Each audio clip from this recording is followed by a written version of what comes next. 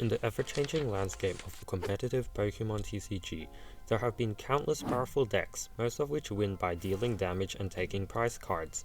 But people rarely look at the other side of the scale, the control decks, which try to win without taking prize cards. These decks are notorious for being toxic, oppressive, and abusing degenerate combos.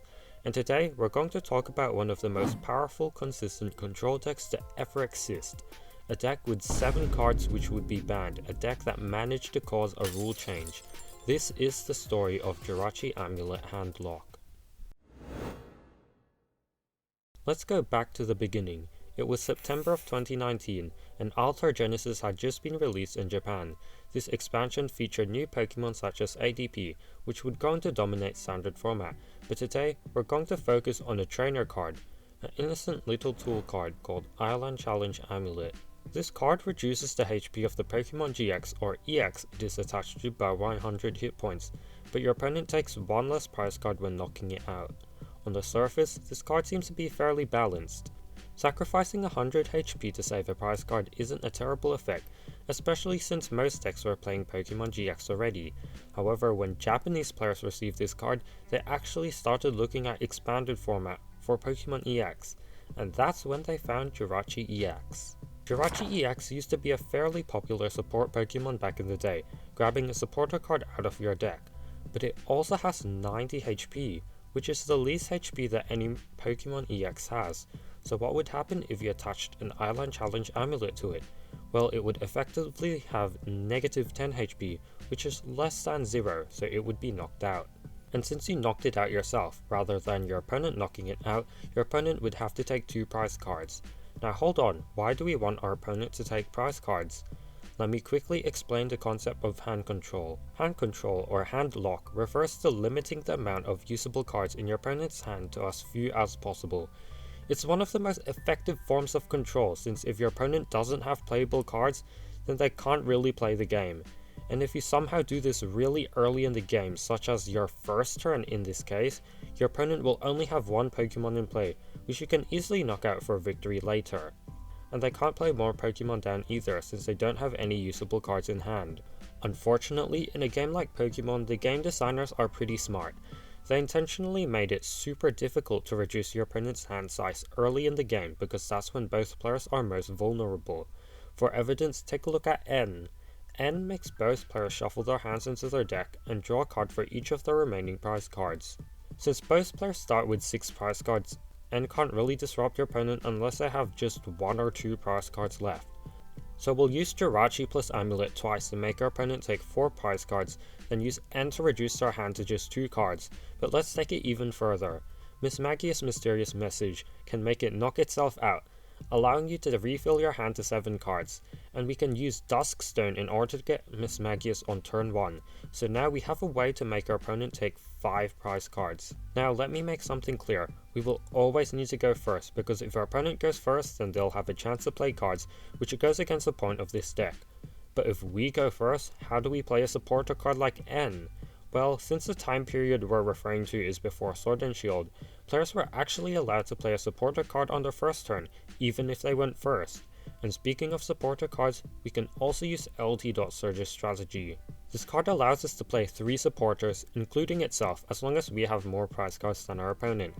And that's a given since we're knocking out our own Jirachis, so what's a third supporter that we'll play? The answer is Mars. Mars discards a card from our opponent's hand, so if we can get them down to 1 card and discard that, they will have nothing in their hand, but they still get to draw 1 card at the start of their turn. So we'll use Chip-Chip Ice Axe to control what card they draw, making sure it's something useless. Chip-Chip looks at the top 3 cards of your opponent's deck, and you get to pick 1, then shuffle all the others back into the deck and place a chosen card back on top. You can pick something like an energy or stadium card that won't really help your opponent. Plus, if none of the cards are useless, you could simply play another Chip-Chip Ice Axe again. Now, how do we win the game though? We'll use Garchomp and Giratina-GX.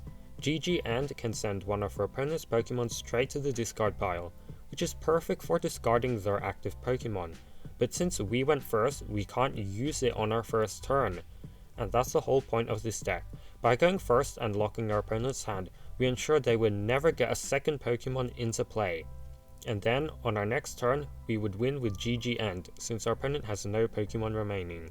Now that's a lot of cards. How do we make sure we draw all of them every game? There's a few support Pokemon that we can use. Shaymin-EX lets us refill our hand to 6 cards when we play it, and we'll play 4 Shaymin-EX. Hoopa-EX grabs 3 Pokemon EX from the deck, which is great for grabbing our Jirachis and Shaymins. Also, Mismagius lets us draw quite a few cards, and Jirachi grabs our supporters for us. To fit all of these Pokemon in play, we can use Sky Field to extend our bench to 8 Pokemon, and now we can easily draw upwards of 25 cards on our first turn, allowing us to execute our game plan consistently every game. But we still have a few more powerful cards. Puzzle of Time lets us grab 2 cards from our discard pile as long as we play 2 of it. This effect is incredibly broken, allowing us to reuse important cards. Double Dragon Energy provides 2 energy for Garchomp and Giratina, and Karate Belt effectively provides a 3rd. So to sum everything up, we will go first and our opponent will almost certainly just have 1 Pokemon in play. We will use Jirachi-EX and Island Challenge Amulet twice to make our opponent take 4 prize cards, then we'll use Mismagius to make them take 1 more. We will play N to reduce their hand to 1 card, since they have 1 prize card remaining, then discard that card with Mars. We'll make sure they draw a useless card with Chip-Chip Ice Axe, and then let them have their turn. After they pass, since they can't do anything, we'll charge up a Garchomp and Giratina-EX to win the game. Also, if our opponent had 2 or more Pokemon in play, then this deck has more than enough resources to sustain the lock for a few more turns, giving us time to knock out their Pokemon with Calmicious Slash. So how good was this deck actually? Believe it or not, there was a 400 player tournament in the expanded format when Altar Genesis released, and let's look at the top 8. 5 out of the top 8 decks, as well as the winner, are Jirachi Amulet handlock decks. This deck was so dominant that Pokemon had to do something. They banned Island Challenge Amulet in expanded right away, and no other tournaments would ever be held with the card legal. But that wasn't enough. To ensure a deck like this would never ever be possible again, they made a rule change: no more supporter card on turn 1 going first. And that rule hasn't changed ever since. Over time, Pokemon would go on to ban even more cards from this deck list because similar decks, although of a weaker power level, were popping up in expanded. We would lose Mars and Chip-Chip Ice Axe because they tended to be the backbone of such handlock decks. We would lose Puzzle of Time and LT.Surge's strategy because admittedly, they're a bit too powerful in general. We would lose Dusk Stone because players still tried to make this deck work using solely Mismagius.